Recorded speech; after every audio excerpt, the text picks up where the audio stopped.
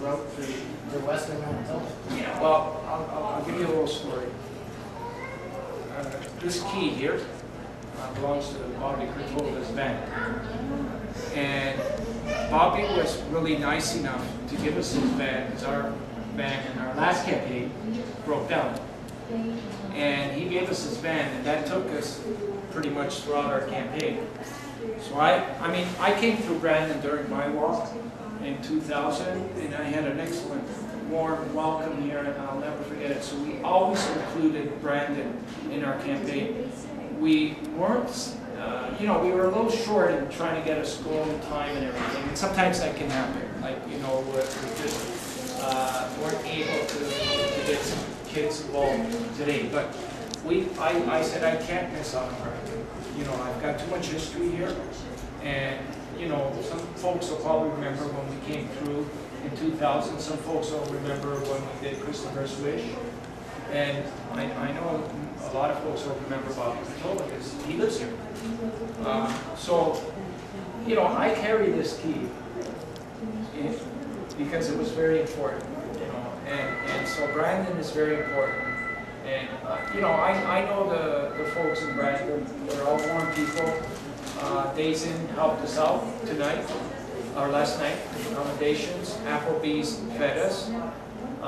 You know, so we always get a warm welcome here. And why would we want to miss Brandon? I mean, you know, if we didn't get the students, why would, you know? So we're here today, and we're hoping that the message still is strong enough to get people to come on campus. Has it worked so far? Yes, it has. Over the years, we've had numerous people that have called us, especially people on the waiting list, that are thanking us because we're bringing them hope. The people that are presently on the waiting list, there's over 4,000, and I know they'll see your story.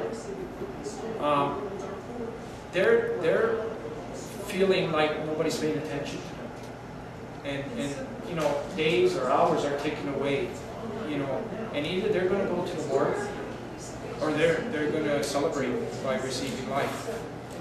And so what's stopping that is the message. You know, if people aren't becoming organ donors, it's going to be continuous that organs are going to go into waste.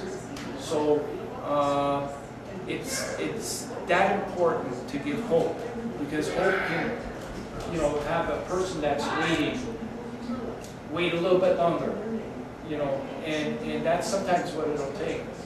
And so we want to say to everybody on the waiting list, whether they're here in Brampton or the province of Manitoba, to please, you know, don't give up, and be assured that, you know, people, when they hear this message, don't respond. So that's why it's so important, you know, and it's a simple message. You know, please sign the organ donor card, discuss the wish with your family, and young Christopher used to say it the best: please don't take your organs to heaven. Heaven knows we need them here on earth. So I made that pretty well.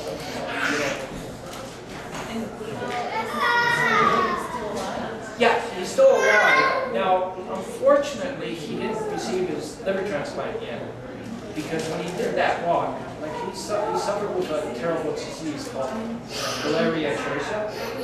Most infants, because you usually get that right after birth, they don't survive past 2 years old. And somehow he had you know, he survived through 10 years of operations. And when he carried that torch across Canada, we were prepared, you know, because we were alerting all the hospitals just in case he got sick. And he never got sick once during that whole year.